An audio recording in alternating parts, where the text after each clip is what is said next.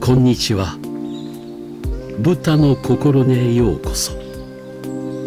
このチャンネルでは今から2500年ほど前、インドに生きた一人の人間の言葉を手がかりに、現代を生きる皆さんの心のそばに静かに寄り添いたいと思っています。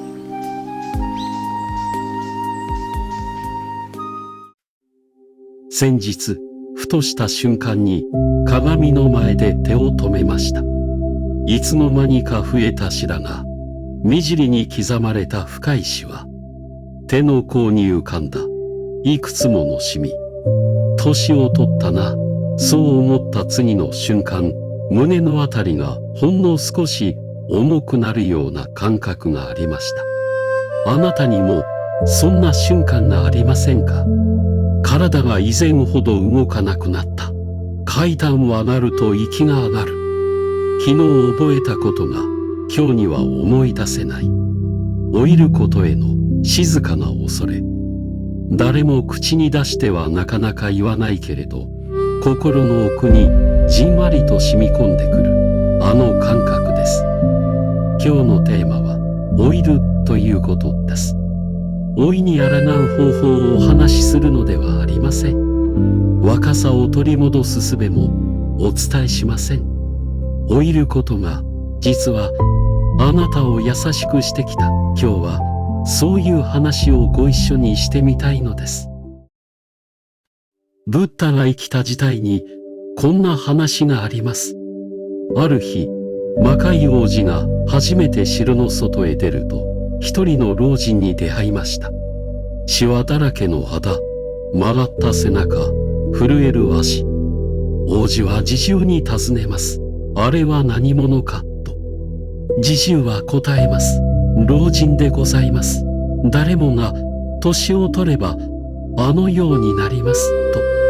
その時、王子の胸に宿ったのは深い驚きと静かな問いでした。その王子が後にブッダとなる人物でした。なぜ私たちは老いることを恐れるのでしょうか。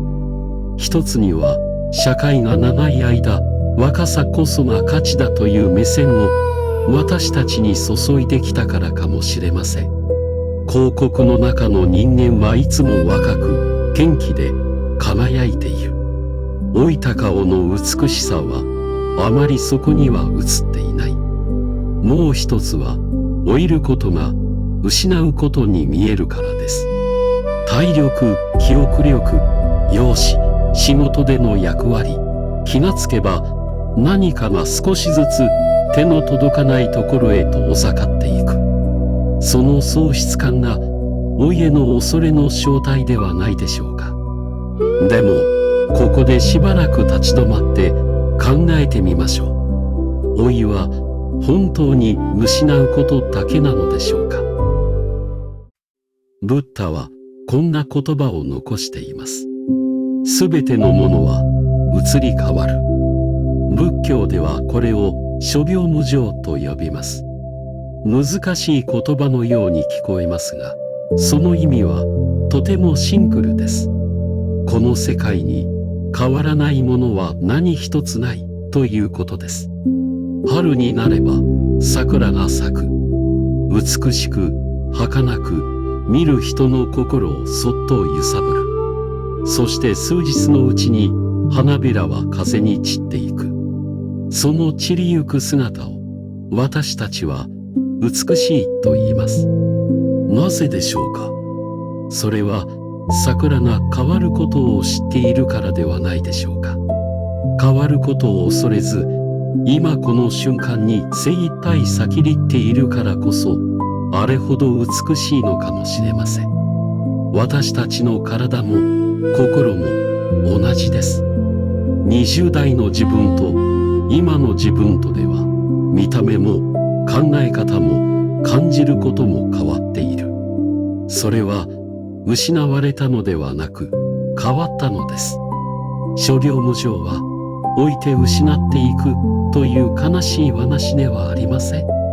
変わり続けることであなたはここまで来たという話なのです。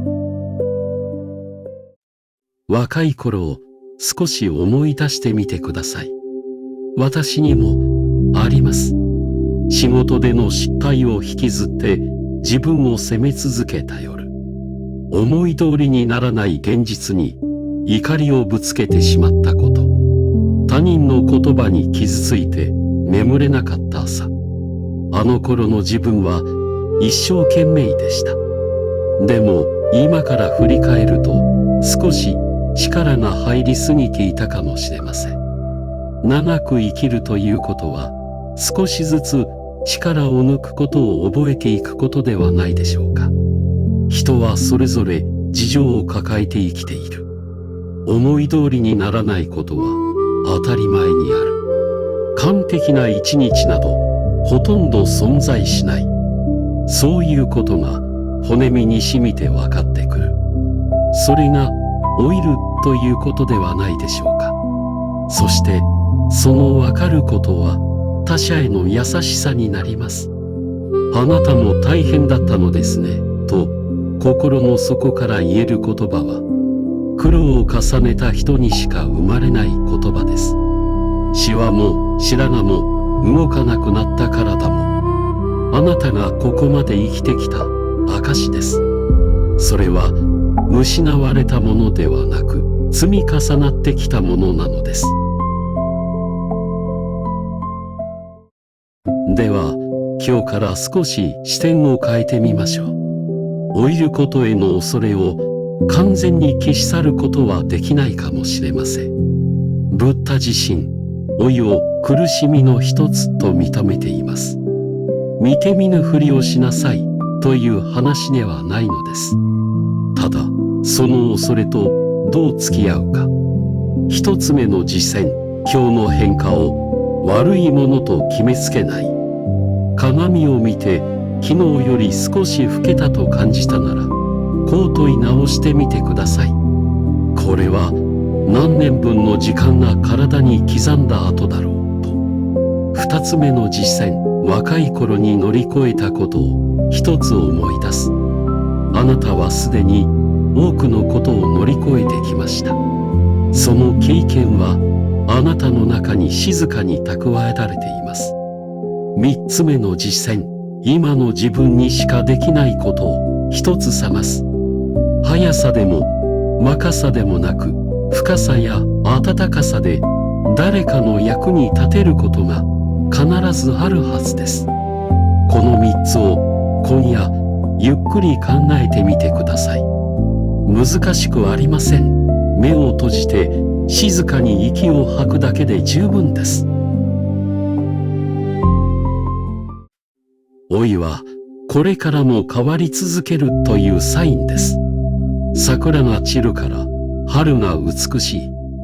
夕暮れが来るから空が茜色に染まる。変わることの中に美しさがある。ブッダはそう教えてくれています。あなたの体に刻まれた時間は、あなたが本気で生きてきた証です。その詩は一本一本にあなたの物語が宿っています。老いることを恐れなくていい。老いることはあなたを優しくするために時間が送ってくれたものです。今日この話を聞いてくださったあなたが鏡の前でほんの少し自分に優しくなれますように。本日は最後までお聞きくださりありがとうございました。